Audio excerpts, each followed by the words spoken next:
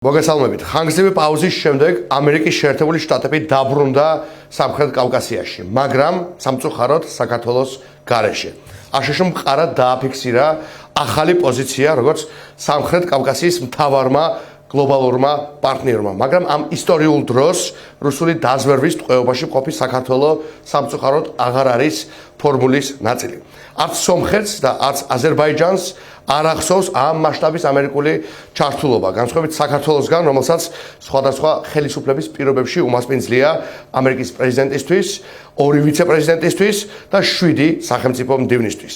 მაგრამ დღეს საქართველო აღარ არის საინტერესო, სანდო და მიმზიდველი პარტნიორი. საქართველო გახდა სრულად იზოლირებული, რადგან ქოცური რეჟიმი არ აინტერესებს არავის გარდა ქოცებზე უარესი ქოცებისა. შედეგად, დღეს აზერბაიჯანი აფორმებს სტრატეგიულ შეთანხმებას ამერიკის შეერთებულ შტატებთან, რომელიც საქართველოს ჯერ კიდევ 2009 წელს გააფორმა, მაგრამ 2024 წელს დაკარგა რუსული რეჟიმის ქმედებების გამო.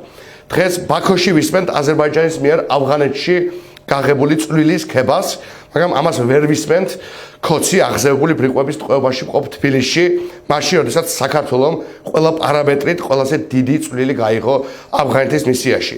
დღეს სომხეთი აფორმებს კრიტიკულად მნიშვნელოვან უსაფრთხოების და ენერგეტიკული თანამშრომლობის შეთანხმებებს აშშ-სთან და იღებს უმსხვილეს ამერიკულ ინვესტიციას მაღალ ტექნოლოგიური ინფრასტრუქტურული პროექტებისთვის, რაც ეკონომიკური ზრდის და ახალი სამუშაო ადგილების შექმნის წინაპირობა გახდება. მაგრამ ამასობაში უამბიციო ჭაობად გადაქცეულ საქართველოში გაჩერებულია ანაკლია და გაჩერებულია ყველა სხვა მეგაპროექტი, რომელსაც აშშ, ევროპული კომისია და მსოფლიო ბანკი ერთხმად აღიარებენ უმაღლესი პრიორიტეტულობის მატარებელ პროექტად, რომელსაც უნდა შეექმნა, რაც თავარია ქართული სამუშაო ადგილები, უნდა გაეზარდა ქართული ეკონომიკა და უნდა აემაღლებინა ქართული ეროვნული უსაფრთხოება. ნაცვლად ამისა, ჩვენ ვხედავთ, რომ დღეს სომხეთი და აზერბაიჯანი არიან ახალი სამშვიდობო, სატრანზიტო და ეკონომიკური კავშირების სიმბოლო და რეალობა, ახალი მეგაპროექტების აკვანი, ახალი სატრანზიტო გზების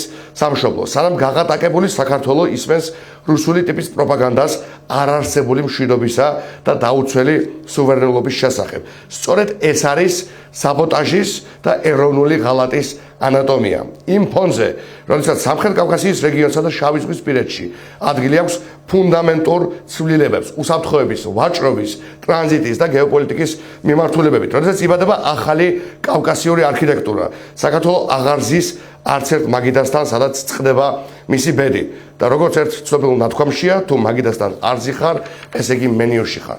ეს არის გეოპოლიტიკური კატასტროფა ერისთვის, რომელიც საუკუნეების განმავლობაში ეძებდა სწორედ და ელოდა სწორედ ასეთ მომენტს, რაც შესაძლებელს გახდიდა ხანგრძლივი მშვიდობის, კეთილდღეობის და სტაბილურობისკენ სწორი საგარეო პოლიტიკური ნაბიჯების გადადგმას. ამავდროულად, რასაკვირველია, ეს არის არაღიარებული რეჟიმის პროპაგანდის სრული კრახი, იმ რეჟიმისა, რომელიც გვიმტკიცებდა, რომ იგი შეძლებდა ტრამპთან ურთიერთობის ნორმალიზებას. დღეს ჩვენ კიდევ ერთხელ ხედავთ, რომ არავითარი ნორმალიზება არ მოხდარა და არც მოხდება, რადგან ეს არის ანტიდასავლური ჰეზბოლას და ჰამასის მეგობარი და სულიერად დაახლოებული რეჟიმი, რომელიც არაერთხელ დასწამა ცილი ამერიკის შეერთებულ შტატებს და დააბრალა მას ხელისუფლების გადატრიალების მცდელობა, რომელიც დადგა ავტოკრატიულ ძალებთან, რომელმაც გააკეთა ღიად და ოფიციალურად ანტიდასავლური და ანტიქართული განაცხადი და რომლის პირობებშიც საქართველოს სამწუხაროდ გადაიქცა მაჩანჩალა უამბიციო სუვერენული ნებისგან და ხმისგან